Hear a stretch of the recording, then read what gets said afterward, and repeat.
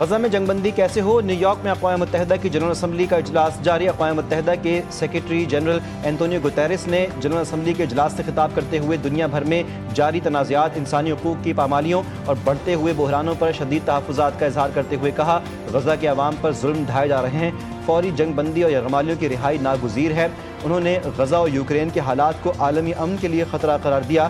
انہوں نے کہا کہ غزہ میں فوری جنگ بندی اور یرغمالیوں کی رہائی ناگزیر ہے۔ انہوں نے عالمی برادری سے سوال کیا کہ ہمیں انتخاب کرنا ہوگا، کیا ہم افراتفری کی دنیا چاہتے ہیں یا استحکام اور امن کی دنیا۔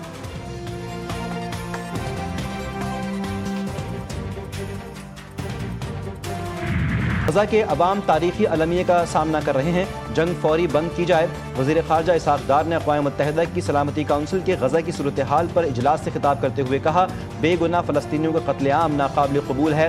فلسطینیوں سے اظہار یکجہتی کرتے ہوئے مطالبہ کیا کہ عالمی برادری غزہ میں انسانی حقوق کی پامالی کا نوٹس لے۔ انہوں نے اقوام متحدہ کی قراردادوں پر عمل درآمد کا بھی مطالبہ کیا اور کہا کہ فلسطینیوں کی حالت زار پر عالمی ضمیر کب جاگے گا؟ انسانی جانوں سے کھیلنے والوں کا احتساب ضروری ہے۔ امریکن صدر ڈونلڈ ٹرمپ کی عرب اور مسلم رہنماؤں سے ملاقات شیڈول۔ ٹرمپ غزہ میں جنگ بندی کے بعد گورننس اور امن سے متعلق تجاویز پیش کرنا چاہیں گے۔ امریکی صدر میڈیا کے مطابق امریکہ چاہتا ہے کہ عرب اور مسلم ممالک غزہ میں فوج بھیجنے پر آمادہ ہوں تاکہ اسرائیل انخلا کر سکے۔ عرب اور مسلم ممالک کو فلسطین میں اقتدار کی منتقلی اور فنڈنگ کے لیے بھی آمادہ کیا جائے گا۔ ملاقات میں پاکستان، سعودی عرب، متحدہ عرب امارات، قطر، مصر، اردن، ترکی اور انڈونیشیا کے رہنما شریک ہوں گے۔ فرانس، آسٹریلیا، کینیڈا، پرتگال کے بعد بیلجیم، لگزمبرگ، موناکو اور مالٹا کا بھی فلسطین کو تسلیم کرنے کا اعلان۔ بیلجیم کے وزیراعظم کا غزہ تک مکمل اور آزادانہ رسائی دینے کا مطالبہ۔ لگزمبرگ کے وزیراعظم نے کہا، دو ریاستی حل ہی امن کا واحد اور قابل عمل راستہ ہے۔ مالٹا کے وزیراعظم نے کہا کہ فلسطین کو تسلیم کرنا حماس کی فتح کے طور پر نہیں دیکھا جانا چاہیے۔ فرانسیسی صدر بولے، فلسطین میں عرب ریاست قیام کا وعدہ ابھی تک پورا نہیں ہو سکا، وقت آ گیا ہے کہ جنگ، قتل عام اور لوگوں کی ملک بدری روکی جائے۔ سعودی وزیر خارجہ بولے، دو ریاستی حل ہی امن کے حصول کا راستہ ہے۔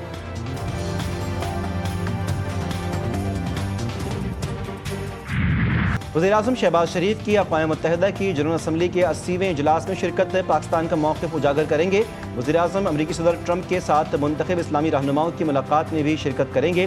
وزیراعظم کی گلوبل ڈیولپمنٹ انیشیٹو کی اعلیٰ سطح کی میٹنگ اور موسمیاتی تبدیلی سے متعلق تقریب میں شرکت بھی شیڈول ہے۔ شہباز شریف کہتے ہیں کہ پاکستان فلسطین کے دو ریاستی حل کی حمایت کرتا ہے، کشمیر کے حق خود ارادیت کے لیے بھی آواز بلند کرتے رہیں گے۔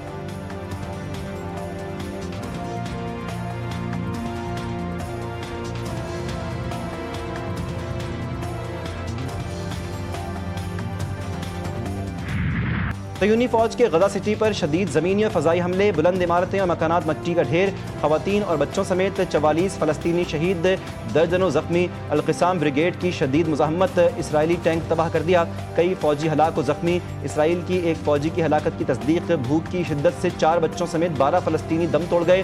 اسرائیل کی گلوبل سمود فلوٹیلا کو طاقت سے روکنے کی دھمکی، فلوٹیلا کے منتظمین نے دھمکی مسترد کر دی۔ امدادی جہاز غزہ کی جانب رواں دواں۔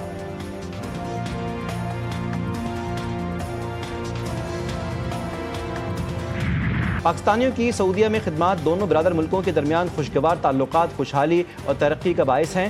سعودی عرب کے قومی دن پر اپنے پیغام میں وزیراعظم شہباز شریف نے کہا، سعودی عرب کے ساتھ دیرپا شراکت داری کو مزید مستحکم بنانے کے عزم کا اعادہ کرتے ہیں۔ دونوں ممالک کے مابین دین اسلام، تاریخ، بھائی چارے اور اعتماد کی بنیاد پر استوار تعلقات ہمیشہ قائم و دائم رہیں گے۔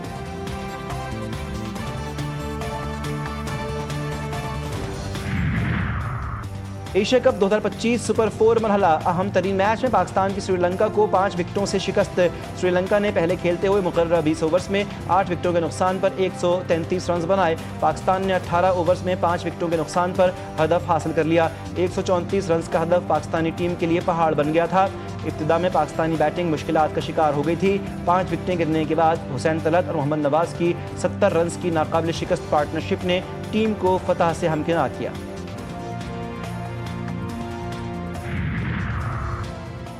किसी भी ऑपरेशन में आम शहरियों की शहादत कबूल नहीं, ऑपरेशन नहीं मुज़ाकरात ही मसले का हल हैं। वज़ीर आला खैबर पख्तूनख्वा अली अमीन गंडापुर ने अपने एक बयान में 27 सितंबर को जलसे का ऐलान किया। कहा कि 27 को बड़ा जलसा करेंगे, हमारा फ़र्ज़ है कि जलसे में भरपूर शिरकत करें। हम बानी PTI के साथ खड़े हैं, बानी की रिहाई हमारी जद्दोजहद का मकसद है। इस जद्दोजहद के लिए हमें मुत्तहिद होना होगा, इख्तिलाफ़ात भुलाना होंगे।